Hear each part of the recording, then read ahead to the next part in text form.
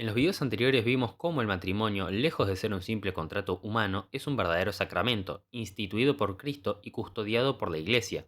Sin embargo, muchos podrían preguntarse, ¿dónde se ve esto en los primeros siglos del cristianismo? ¿Hablaron los padres de la Iglesia del matrimonio como un sacramento o es una doctrina posterior inventada por los escolásticos católicos medievales? Hoy vamos a responder a esas preguntas volviendo a las fuentes, es decir, a los testigos más antiguos de la fe cristiana. De esta manera, vamos a ver que no fue la escolástica la que inventó la sacramentalidad del matrimonio, sino que el catolicismo medieval la heredó, la precisó y la defendió. Antes de comenzar, una breve aclaración para quienes llegan por primera vez a este contenido. Este video forma parte de una miniserie dedicada explícitamente a la sacramentalidad del matrimonio. En los dos episodios anteriores, construimos los fundamentos teológicos que hacen posible lo que hoy vamos a examinar en los padres de la Iglesia. En el primer video mostramos desde la Sagrada Escritura y la teología dogmática por qué el matrimonio no es un simple contrato natural, sino un verdadero signo eficaz de gracia instituido por Cristo. En el segundo video desarrollamos en profundidad la doctrina de San Agustín de Hipona, que es la clave para entender cómo la Iglesia antigua pensaba el matrimonio como sacramento. Por eso, este tercer episodio no está pensado para verse aisladamente. Aquí no vamos a repetir esos fundamentos, sino que los vamos a aplicar al testimonio histórico de los padres de la Iglesia frente a las objeciones protestantes. Si todavía no viste los dos videos anteriores, te recomiendo encarecidamente que los veas primero. Una vez aclarado esto, comencemos analizando la crítica protestante con respecto a la sacramentalidad del matrimonio en los padres de la Iglesia. En primer lugar, Juan Calvino afirma en su Institución de la Religión Cristiana lo siguiente: el último de todos es el matrimonio, que si bien todos lo admiten como una institución de Dios, nadie lo consideró un sacramento hasta la época de Gregorio. ¿Y se le habría ocurrido a algún hombre sensato? Es una buena y santa ordenanza de Dios. También la agricultura, la arquitectura, la zapatería y el afeitado son ordenanzas legítimas de Dios, pero no son sacramentos. Pues en un sacramento lo que se requiere no es solo que sea una obra de Dios, sino que sea una ceremonia externa designada por Dios para confirmar una promesa. Que no hay nada de eso en el matrimonio, incluso los niños pueden juzgarlo. Con respecto al valor teológico de la objeción, los invito a ver el penúltimo video en donde se responde a esta propuesta de manera extensa. Sin embargo, con respecto al tema a tratar en este video, vemos que Calvino afirma claramente que nadie considera el matrimonio como un sacramento hasta la época de San Gregorio Magno, es decir, hasta el siglo VI después de Cristo. El colaborador más cercano de Calvino, Teodoro de Beza, continúa esta línea argumental en su comentario a la Epístola de los Efesios, capítulo 5, versículo 32, un pasaje que implica la sacramentalidad del matrimonio, como ya vimos en el primer video, en donde apunta: en cuanto a los que a partir de este pasaje establecen que el matrimonio es un sacramento del mismo género de aquellos 7 que ellos mencionan, miserable es su ignorancia y sin embargo singular y descarada su imprudencia. ¿Qué tienen, en efecto, que presentar? Ni Jerónimo, ni Agustín, ni aquel Dionisio al que tantas veces nos oponen como escudo, ni siquiera Joviniano, así lo llaman en parte alguna. Tienen solo esto que alegar, que el antiguo intérprete lo llama sacramento, palabra que después engaña a muchos, pero el mismo intérprete traduce mysterium por sacramentum 2 o 3 veces antes en el capítulo 3 y en Colosenses capítulo 1 versículo 27, donde se trata de la vocación de los gentiles. Sea pues, la vocación de los gentiles el octavo sacramento. La misma palabra es repetida por él varias veces en Daniel y también en otros lugares. ¿Cuál será entonces el fin de los sacramentos? Ridículo, por tanto, es lo que alegan. Pero como ya hemos visto en los anteriores videos, esta es una falacia del hombre de paja. Teodoro insiste en que el argumento católico es simple y llanamente que en la Vulgata se tradujo la palabra griega mysterion por la palabra latina sacramentum, pero como ya hemos visto en los anteriores dos videos, esto está muy lejos de la verdad.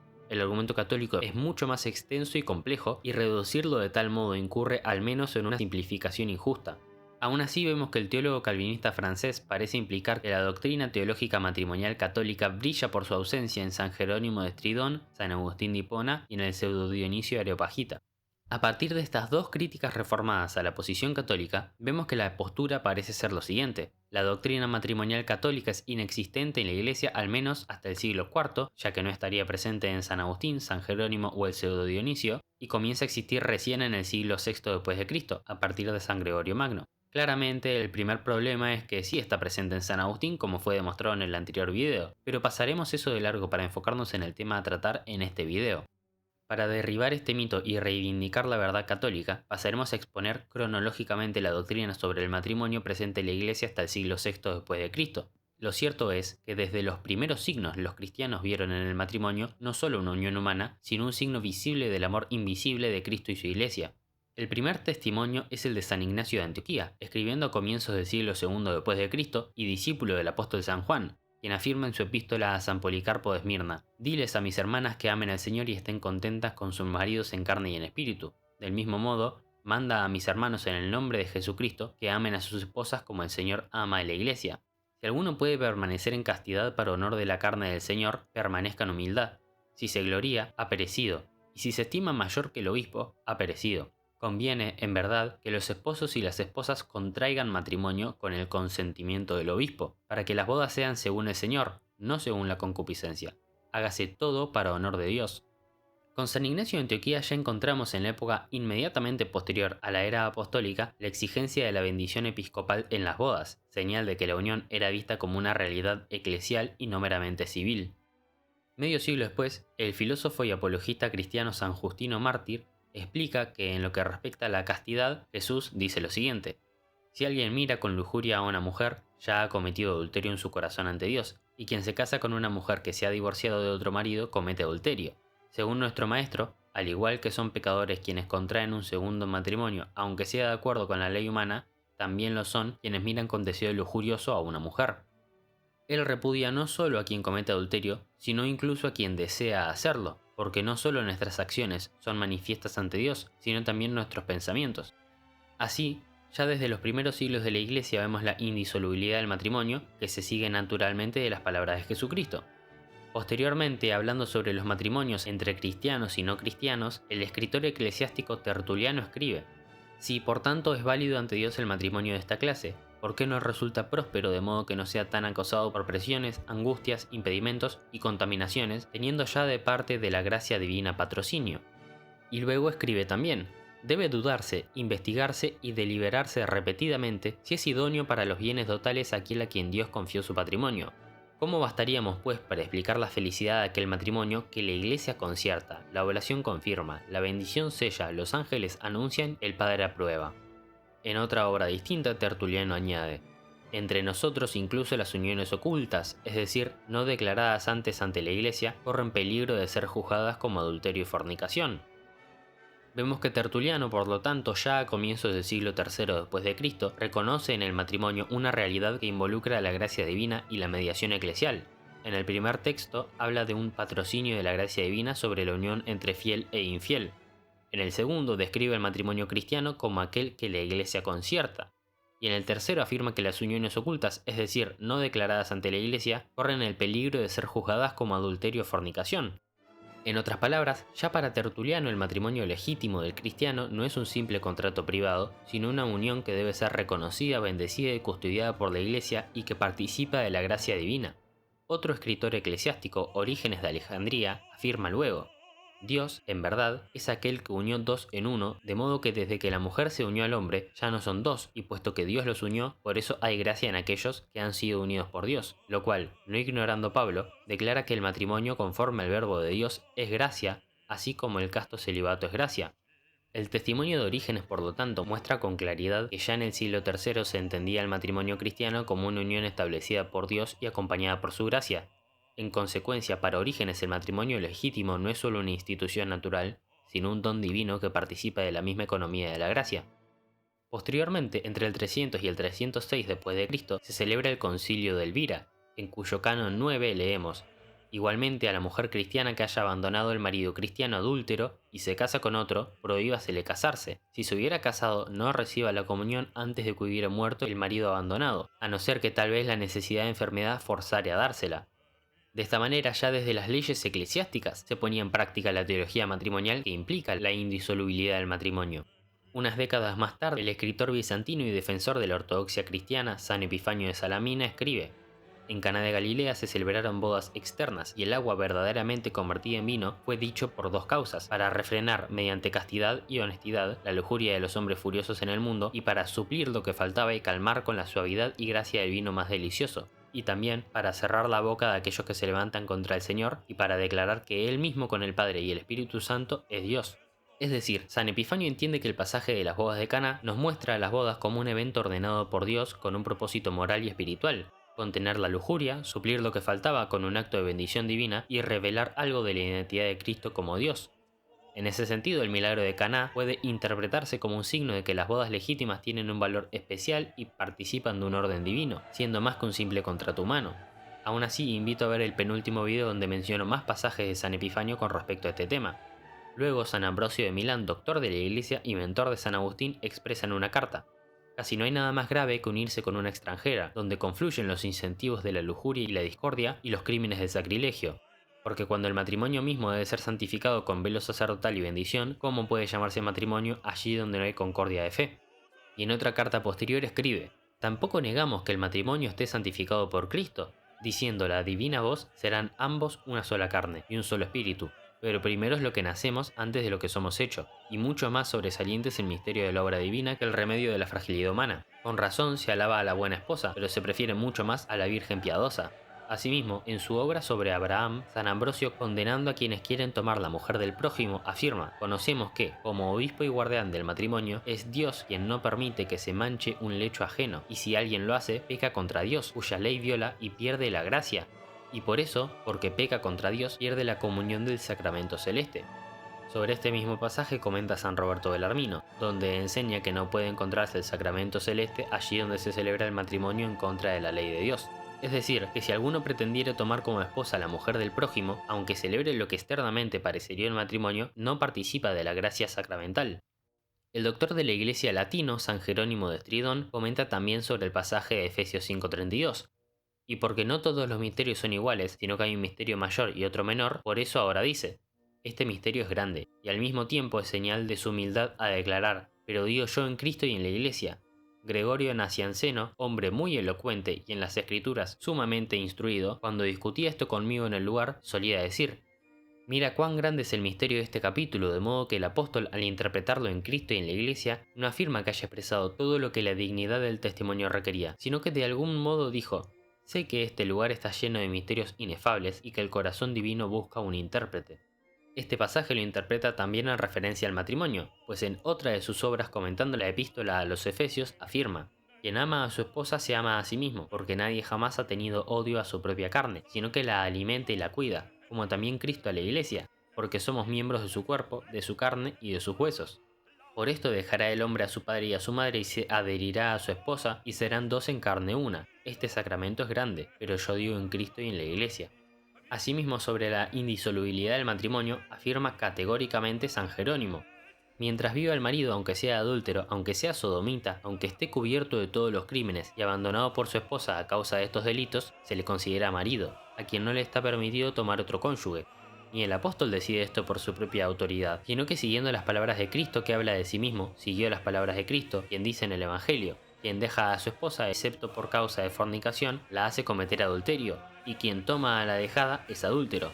Observar lo que dice: quien toma a la dejada es adúltero. Ya sea que ella haya dejado al marido o haya sido dejada por el marido, adúltero es quien la toma. Otro doctor de la Iglesia, pero esta vez del Oriente, San Juan Crisóstomo, comenta en el Evangelio según San Mateo: lo que por tanto Dios ha unido, que el hombre no separe. Observa la sabiduría del Maestro. Porque interrogado si es lícito, no dice inmediatamente no es lícito, para que no murmuren ni se turben, sino que, antes de dar sentencia por aquel aparato, lo estableció claramente, mostrando que es precepto de su padre, y que no estaba en oposición a Moisés este precepto, sino plenamente conveniente. Ahora, tanto por el modo de la creación como por la forma de la ley, muestra que uno debe siempre habitar con una sola y nunca separarse. Y sobre la epístola a los Efesios comenta también: este misterio grande es, mas yo digo en Cristo y en la Iglesia. ¿Qué es esto? Él mismo dice que es un gran misterio, porque Moisés bienaventurado, o más bien Dios, tácitamente significó algo grande y admirable. Entre tanto, empero, dice: en Cristo digo, puesto que él mismo dejando al Padre descendió y vino a la esposa y fue hecho un solo espíritu, pues quien se adhiera al Señor es un solo espíritu. Y hermosamente dijo: grande es el misterio, como si dijera: pero la alegoría no destruye el amor. Por lo tanto, San Juan Crisóstomo subraya claramente que el matrimonio cristiano no es un asunto meramente humano, sino que está ordenado según la voluntad de Dios. En Mateo 19:6 señala que uno debe permanecer con una sola persona y no separarse, mostrando que la indisolubilidad del matrimonio es conforme tanto al orden de la creación como a la ley divina. Asimismo, en Efesios 5:32 reconoce que el matrimonio es un gran misterio, al establecer la analogía entre la unión de los esposos y la relación de Cristo con la Iglesia. Posteriormente, el Papa Ciricio I, quien fue obispo de Roma desde el 384 hasta el 399 después de Cristo, afirma: a nadie se le permite casarse con la novia de otro, Sobre la cuestión de la velación matrimonial, pregúntase si alguien puede tomar en matrimonio a una muchacha ya prometida a otro. Prohibimos de todos modos que esto ocurra, porque la bendición que el sacerdote impone en las nupcias ante los fieles es como un sacrilegio si se viola de cualquier manera. Sobre esta base bien argumenta San Roberto Bellarmino. Escribe que se comete un sacrilegio cuando uno de los cónyuges, mientras el otro aún vive, pasa a otro matrimonio. Pues si el matrimonio fuera solo un contrato civil y no también un sacramento de la religión, ¿cómo, te pregunto, se cometería un sacrilegio al violarlo? Luego del papado de Ciricio I vino el Papa Anastasio I, un reconocido amigo de San Agustín y San Jerónimo y gran opositor al cisma donatista. Pero su papado fue relativamente breve, dando lugar al Papa Inocencio I, amigo de San Juan Crisóstomo y gran opositor al pelagianismo y al priscilianismo. Este último afirma: "Tu caridad también ha preguntado sobre aquellos que, tras un repudio, se unieron en matrimonio con otro. Es evidente que son adúlteros por ambas partes, pero aquellos que, aunque su matrimonio parezca disuelto, se apresuran a unirse con otra persona mientras su esposa aún vive, no pueden dejar de ser vistos como adúlteros. Tanto es así que también las personas con las que tales se han unido parecen haber cometido adulterio, según lo que leemos en el Evangelio. Quien repudia a su esposa y toma a otra, adultera. Del mismo modo, quien toma a la repudiada, adultera. Y por eso, todos deben abstenerse de la comunión con los fieles. Sobre los padres o sus parientes nada puede decirse a menos que se descubra que fueron los instigadores de la unión ilícita. En otra carta, Inocencio distingue explícitamente entre el matrimonio celebrado antes y después del bautismo, subrayando que la gracia divina perfecciona la unión, lo que implica la fundación divina y sacramental del matrimonio cristiano. El mismo Señor, cuando los judíos le preguntaron si era lícito repudiar a la esposa y explicaba que no debía hacerse, añadió: "Lo que, por tanto, Dios ha unido, que el hombre no separe". Y para que no se crea que habló de aquellos que nacen después del bautismo, recuerden esto: fue preguntado por los judíos y respondió a los judíos. Pregunto y pregunto con cuidado: si es la misma esposa la que tuvo antes de ser catecúmeno y luego fiel, y si de ella tomó otros hijos cuando era catecúmeno y después otros cuando era fiel, ¿sí deben ser llamados hermanos? ¿O no tienen después, fallecido el padre, derecho al consorcio de la herencia, del cual se cree que la regeneración espiritual les ha quitado el nombre de hijos? Pues como sentir y juzgar así es absurdo, ¿qué razón hay para defender esto y más bien dejarse llevar por opinión diversa que fortalecerse en alguna autoridad cuando no pueden contarse entre los pecados lo que la ley ha proscrito y lo que Dios ha unido? Finalmente, en un caso concreto de separación por invasiones bárbaras, Inocencio I confirma la primacía del matrimonio cristiano. La confusión causada por la tormenta bárbara introdujo un caso en la Facultad de las Leyes, pues un matrimonio bien establecido entre Fortunio y Ursa habría resultado dañado por la incursión de la cautividad si las santas disposiciones de la religión no lo hubieran previsto, ya que, en efecto, durante la mencionada cautividad, Ursa fue retenida. Se sabe que Fortunio contrajo otro matrimonio con otra mujer llamada Restituta, pero, por favor de Dios, al regresar Ursa se acercó a nosotros y sin ningún impedimento se presentó como esposa del mencionado Fortunio. Por tanto, señor hijo merecidamente ilustre, determinamos con el apoyo de la fe católica que aquel es el matrimonio que fue fundado en primer lugar por la gracia divina, y que el convenio con la segunda mujer mientras la primera vivía y no había sido divorciada no puede ser legítimo bajo ningún aspecto. De esta manera, antes de reafirmar la indisolubilidad del matrimonio cristiano, Inocencio I subraya que el matrimonio verdadero se funda en la gracia divina, de lo que se sigue su sacramentalidad. Con estos testimonios pontificios del siglo IV y V, queda patente que el matrimonio cristiano no solo es una realidad jurídica o moral, sino una institución divinamente fundada y santificada por la gracia. Con todo esto llegamos al siglo V, donde ya no hay duda de que la Iglesia entendía el matrimonio como una realidad de gracia, una institución divina que participa del misterio de Cristo y su Iglesia. Vemos ahora cómo esta tradición continúa en los grandes padres orientales, como San Cirilo de Alejandría, doctor de la Iglesia, enormemente conocido por su teología cristológica y su oposición al nestorianismo, el cual comenta sobre el pasaje de las bodas de Caná. Cuando se celebraban las bodas, ciertamente de manera casta y honesta, estaba presente la madre del Salvador, pero él mismo, invitado con sus discípulos, vino no tanto para comer, sino para realizar un milagro y además para santificar el principio de la generación humana que se refiere a la carne. Por lo tanto, afirma San Cirilo que Jesús va a las bodas de Caná para santificar el matrimonio, es decir, elevarlo a una dignidad mayor a la natural. Podemos concluir que la presencia y acción de Cristo en las bodas de Caná revela la dimensión divina del matrimonio. Su intervención no solo realiza un milagro, sino que consagra y eleva la unión conyugal, mostrando que el matrimonio entre los cristianos es una realidad que participa de la gracia y del plan de Dios para la generación humana.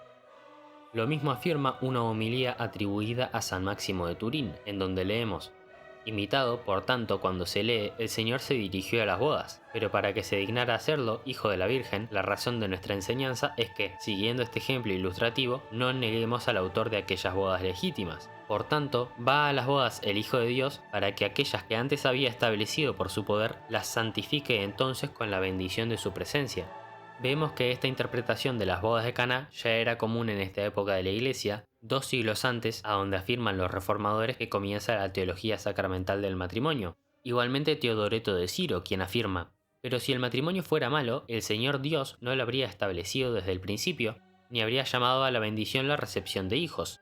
Por eso en tiempos antiguos no prohibió tener varias esposas para que aumentara la especie humana. Pero el Señor no solo no prohibió el matrimonio, sino que además convivió en las bodas y dio a las bodas como regalo vino producido sin cultivo. Confirmó además la ley del matrimonio de tal modo que a quien quiera disolver el matrimonio, salvo por causa de fornicación, otra ley lo prohíba.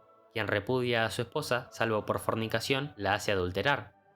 Esta última parte parece contradecir lo que venimos afirmando sobre la indisolubilidad del matrimonio, pero los invito a ver el próximo video para entender por qué este pasaje no contradice la enseñanza católica con respecto a la imposibilidad del divorcio. Independientemente de esto, vemos claramente que el mismo pasaje es utilizado con énfasis en la presencia y acción de Cristo en las bodas para la teología matrimonial. San León Magno, uno de los papas más importantes de la historia y más de un siglo y medio anterior a San Gregorio Magno, es también de suma importancia con respecto a la sacramentalidad del matrimonio.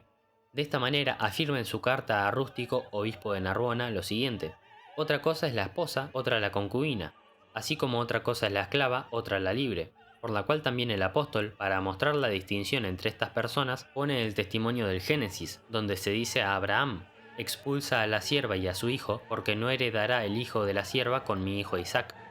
De donde, dado que la sociedad matrimonial fue constituida desde el principio de manera tal que, además de la unión sexual, tuviera en sí el sacramento de Cristo y de la Iglesia, no hay duda de que aquella mujer no pertenece al matrimonio en la que se enseña que el matrimonio no fue un misterio. Concluimos entonces que según San León Magno, no todo vínculo conyugal puede considerarse matrimonio legítimo, ya que sino que además de poseer la unión sexual entre los cónyuges, debe poseer el sacramento de Cristo y de la Iglesia mencionado por San Pablo en su epístola a los de Éfeso. Finalmente, y como un apéndice para quien quiera profundizar el tema, notamos que el valor de los testimonios que se encuentran en los antiguos rituales y libros de administración de sacramentos es innegable. Los utilizados por la Iglesia griega, las iglesias coptas, los jacobitas y los nestorianos, por no hablar de los antiguos rituales latinos, contienen ceremonias y oraciones que implican la creencia de que el matrimonio es un signo eficaz de la gracia. Sobre esto puede leerse el quinto tomo de La perpetuidad de la fe de la Iglesia Católica respecto a la Eucaristía, escrito por el teólogo jansenista francés Antoine Arnauld. Con todo lo que hemos visto, una cosa queda fuera de toda duda histórica: la tesis protestante es falsa. No es verdad que la Iglesia haya considerado el matrimonio como un simple contrato natural hasta el siglo VI. No es verdad que San Agustín, San Jerónimo o los padres orientales ignoran su dimensión sacramental. Y no es verdad que San Gregorio Magno haya inventado algo nuevo.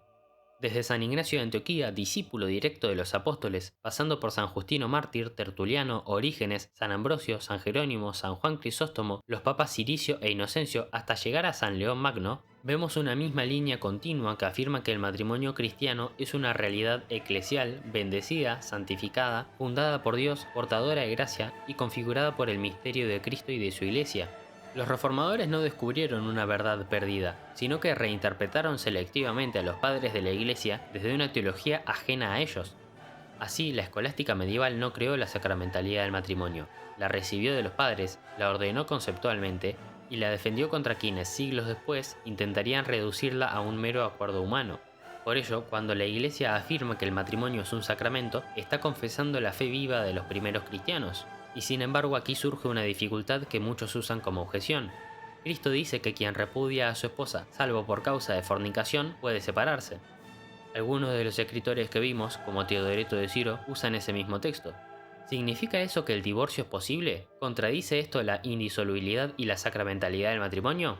Eso es lo que veremos en el próximo episodio.